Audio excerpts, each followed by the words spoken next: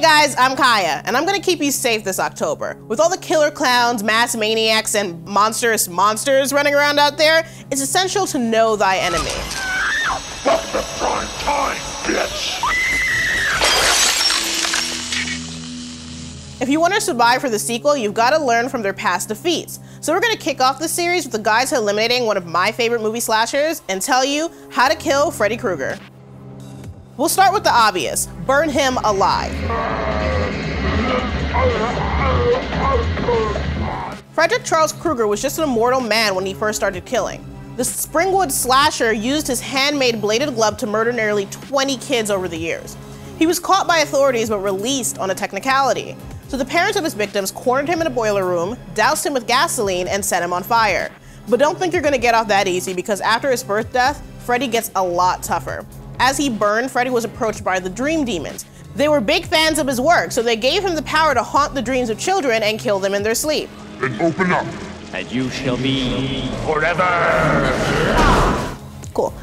Just, Dream Demons just are like douchebags. And in his new form, one of the only ways to kill him is through the power of disbelief. Also, why does he have to kill, like, when you hear he's gonna kill children, I'm thinking like little kids, not like teenagers who could actually fight back. I'm like, if he's gonna be practical, kill like toddlers. Yeah. They can't fight back! Ah! Okay, bye. Freddy Krueger actually has a lot in common with Pennywise from It. They have a godlike control over reality. Hey, Nancy. No running in the hallway. They both got a killer sense of humor. Now I'm playing with power! And their power comes from the belief and fears of their victims. You all taste so much better when you're afraid. This is why I couldn't do that Santa or Easter Bunny shit, because you start believing in that stuff and then all of a sudden like they become real and want to kill you, and I'm not with it. How'd you get in my house? Who let you in? Who let you in? At the end of the first movie, Nancy pulls Freddy out of the dream realm and into our reality. See, Freddy is immortal in his own world, but with a little determination and a tight grip, it's possible to bring him into our backyard. I'm crazy after all.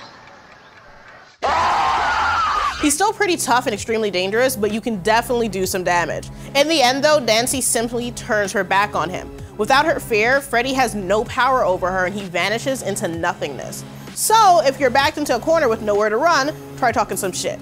It's too late, Krueger. I know the secret now. I take back every bit of energy I gave you. You're nothing. You're shit. I just love it that like you can be rude to Freddy and call it a sick burn and it has like a double pun. If that doesn't work, you might want to give him a little smooch. The first sequel, Freddy's Revenge, is maybe the weirdest entry in the series. Instead of his usual MO, Freddy's spirit possesses a teenager named Jesse. I need you, Jesse. We got special work to do here, you and me. He actually racks up the highest kill count of any Freddy film, like 10 victims, but that's mostly thanks to a killer pool party. You are all my children now. At the end of the movie, Jesse's girlfriend Lisa follows him to Freddy's infamous boiler room, and in a rare case of a horror slasher getting some action, she plants a big ol' kiss right on Freddy's lips. I mean, like, well, the charred flesh of where his lips used to be, I guess, but it works. Thanks to his girlfriend's love and bravery, Jesse fights off Freddy's possession. The husk of Krueger's body burns away and Jesse crawls out unscathed. So if you got someone special in your life, keep them close because they might just save you from Freddy. But if you're still searching for love, you can always just bury him. In Dream Warriors, we learn a lot more about Freddy's origin, courtesy of his mother Amanda's ghost. That girl was Amanda Krueger. Her child, Freddy. The bastard son of 100 maniacs. We also learned that the only way to stop him for good is laying his bones to rest on holy ground. Good news since Freddy's starting to get really creative with his kills.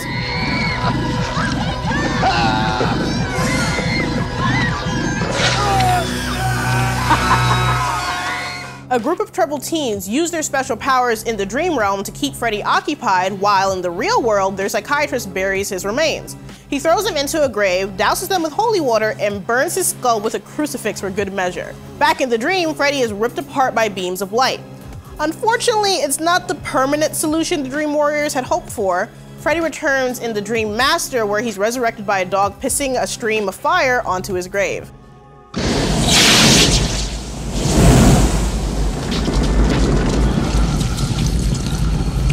So much for holy water. Freddy doesn't have the most memorable kills in this movie, though the roach motel is like the stuff of nightmares. That shit is creepy because like you have like the roach legs like crawling through the skin. Ugh.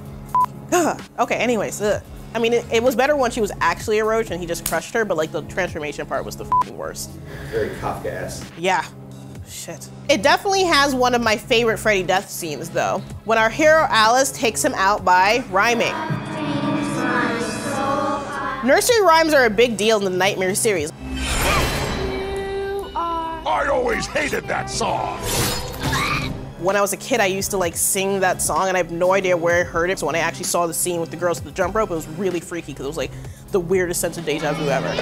3, 4, better lock your door. 5, 6, grab your crucifix. And there's another poem that has the power to destroy him. Alice and Freddy are duking it out in the dream world when she remembers a rhyme her mother taught her. She realizes that Freddy's evil can be used against him, so she recites the lines as she reflects his power back at him. Evil will see itself. And it shall die! The souls of Freddy's victims trapped inside his body wake up and they are pissed. The souls tear him apart from the inside and float off into the sky as Freddy's empty clothes fall to the ground. So, whatever you do, don't forget the Dream Master rhyme, like maybe put it on a fridge magnet or like a nice needlepoint embroidery. You're gonna need to keep it handy if you wanna kill Freddy. That, or you can make like Mortal Kombat and perform a babality. Cabal wins. Babality. What is a babality? Babality. Babality!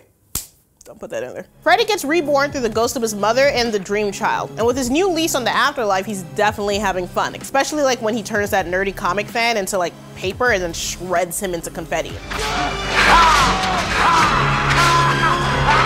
Freddy wants to share the love, so he takes a protege in Jacob. He's the unborn son of Alice from the last movie, and even though he's just a fetus, he can appear in the dream world as a powerful young boy.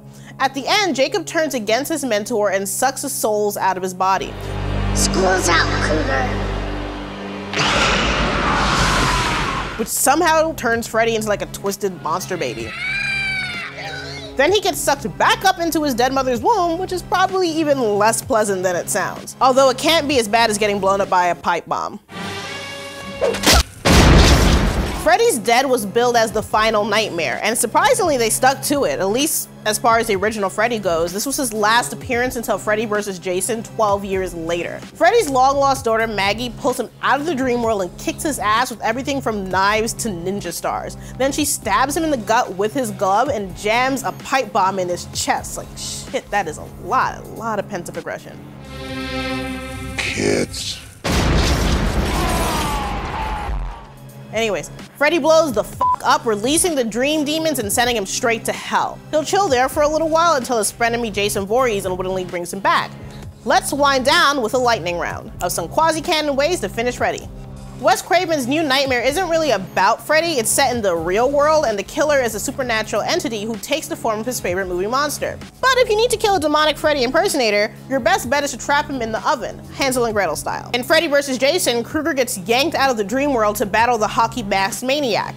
Jason impales Freddy with his own glove attached to his dismembered arm. Then the final girl like lops off his head with a machete, which is cool as f. I mean, but he seems like fine afterwards, yes? And if you want to kill the remake Freddy Krueger, you can pull him into reality and slice his throat with a paper cutter. Or you can just like not buy a ticket and see the movie, because like that reboot's dead in the water anyway. Just like you'll be, unless you follow our handy dandy guide. Handy dandy, because gloves. But I'll level with you. Even with all this knowledge, your chances aren't great. Because no matter what you do, Freddy's coming for you. Hey guys, thanks for watching. I hope you enjoyed our little survival guide. How would you survive the Wrath of Freddy? Like coffee, Red Bull, thumbtacks in your pillow? Let us know, and let us know what other slasher icons you want to learn how to kill. And as always, please subscribe to Now This Nerd.